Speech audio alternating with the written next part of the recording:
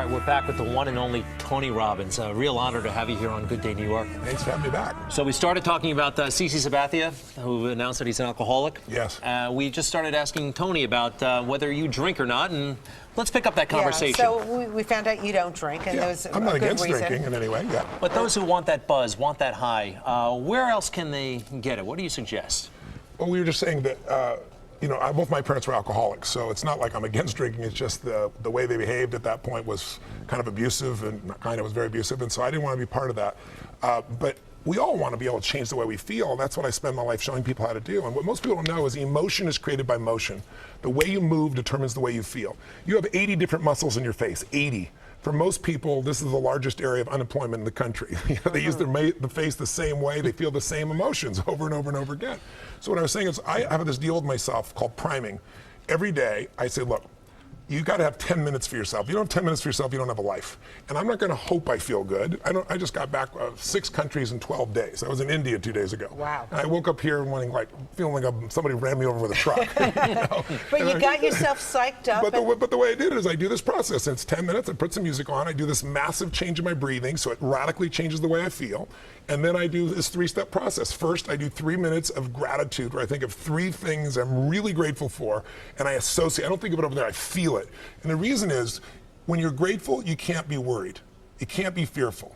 When you're grateful, you can't be angry. And anger and fear are what screw people up most in their relationships, in their life, in their business. So I wire myself. I was saying to you that most people want to be happy, but their habit is to be worried or pissed off or frustrated or stressed. And so they've got a highway to stress and they got a dirt road to happiness. So I wire myself. I've got a highway to gratitude, which changes all your emotions. And then I do a 3-minute process of kind of a prayer for my family and friends. And then I do a 3-minute process of the top 3 things I want to accomplish. I see it as done and I feel it. I'm done in 10 minutes. So sometimes I go 20. But my deal is 10, so there's no excuse not to do it. You know what? I think it's a great way to kind of set the tone for the day. It does. It changes. Listen, we've all had times when you snapped at somebody and you felt bad because it wasn't them, it was the state you're in, right? Well, there's no excuse for that. If you prime yourself, you set yourself up. They've done studies where they go to people and they have a man walk up to you and say, could you hold this for me? He hands you a cup of coffee. It's an actor. And then he takes something out of his pocket, then he takes it back and says, thank you. 100 people, they do it with iced coffee. 100 people do it with hot coffee. 45 minutes later, another actor comes by and says, listen, we're doing this little test. For $5, would you read this 3 paragraphs and answer 3 questions? Most people say yes. It's a little story. The questions are about the character. What's the character like? 80% of the people that got iced coffee say the person is cold and mean. Wow. 81% of the people that got hot coffee say the person is warm and gentle or nice. That's how much we can be primed by our environment. We think we're just feeling what we're feeling, but our environment, if we don't take control of our environment, it takes control of us. Pretty wild, Tony. Now, this is easy for you to say. Look at you. You're like an investment banker. You probably have a master's from Harvard. I bet you have 3 degrees from Harvard.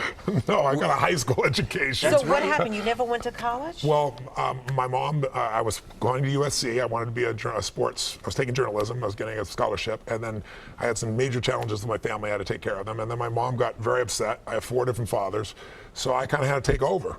And so I went and started my first business at 17, and I started from there. It was working for a man named Jim Rohn, and then I started off and became a seminar broker. I actually filled other people's seminar events. And then I got better than the people I was promoting, and after a while, I decided, heck, I should do my own, and then I began to just expand and do work. And when I started turning around athletes and Olympic athletes, and then I got to Nelson Mandela and Mother Teresa, wow. and then I got to President Clinton, and it just grew. What was Mother Teresa doing wrong before she met you? If anything, I mean, come on. Did she ever have a day where she felt like she got off on the wrong side of the bed? No, you know what happened? She was in San Diego, and I don't know if you remember, years ago, she got very ill, and they rushed her to the hospital, and I guess like 3 days into it, she left in the middle of the night. Can you imagine? You're at the hospital and you lose Mother Teresa. No, and she wrote a note that says, thank you for your help, but I have to help people that are in need. I can't sit here. And she went across the border to Mexico. And she said, if you really want to help, don't send me a hospital, send me a mobile medical unit. So in those days, I was friends with a very famous actor, and he and I were both fans of hers. And I said, why don't we just go buy this, you and I? Don't do a press conference. Just drive it across the border. Let's give it to her. We'll get a chance to visit with her. And so anyway, bottom line, we did. And when I was with her, I said to her, it's such a pleasure to meet you. And I always want to learn about people. So I'd say, listen, I'm wondering what what juices you? What excites you? What makes you more excited than anything else? And I'm thinking juice you and none, maybe not the best term. And she looked and she said something I'll never forget. She said, Tony, she said, what excites me most is see a person die with a smile on their face. Wow. I was like, wow, not number one on my list, but I'm impressed. She's an amazing woman. So Tony, one of the critics actually that I once met said, yeah, Tony's techniques, they were great for about 1.5 years and then they wore off. What do you say to that, folks who say? It's real simple. If you don't work out, you don't get a muscle, right? So I always tell people there's a daily practice like priming. If you don't do that, if you get up and you just have no discipline whatsoever, you get no value of anything. Diets don't work when you don't do them. Exercise doesn't work when you don't do them. But most of the people have some experiences that they want to shift. And once you shift those things, your whole life changes. But life is constant growth. My life isn't here because I went to one seminar one time and now my life is fit for life. I work out, I train my mind, I train my body. It becomes a lifestyle. It's not just like you're depending upon somebody else. I'm not here to become somebody's guru. I'm not here to give them a gift. I'm here for them to open up their own gifts. And that's really what my work has been. So, okay, I know you're priming yourself every day. Does it, every now and then, do you get hit by depression? Are you upset, anxious? I get frustrated, I get angry, I get all those things. I just don't stay there. I mean, I used to be there for a month or two. I used to live in depression. I was 38 pounds heavier than I am now. I lost everything. I moved into a little 400 square foot bachelor apartment in Venice, California, feeling sorry for myself. But I got so near the end where you think life has no meaning, it scared the hell out of me, and I developed tools, and I've never gone back there. I mean, have I gotten pissed or angry? Of course. People still think, you're not happy all the time, are you? No, I'm not happy all the time. But I'm happy the vast majority of the time because I'm doing what I love, with who I love, and there's a meaning in what I do. And when you have those three things, life is pretty magnificent. One thing I was very surprised to hear, and I thought it was delightful, but you had a lot to say about nutrition at the seminar that I attended. Yes. And a lot of folks don't associate that with you. Yes. What do you eat? Well, I'm no longer a vegan. I was a vegan for about 15, 18 years. So I eat fish and I eat vegetables, but I'm a boring diet. Now my wife, when I first met her, she liked wheatgrass, and she was a phlebotomist and nutritionist, and I thought this is going to be the greatest thing in the world. I went to lunch with her, and afterwards we had this great clean meal, and she had a hot fudge sundae. I said, what the hell are you doing? She was living, you jerk.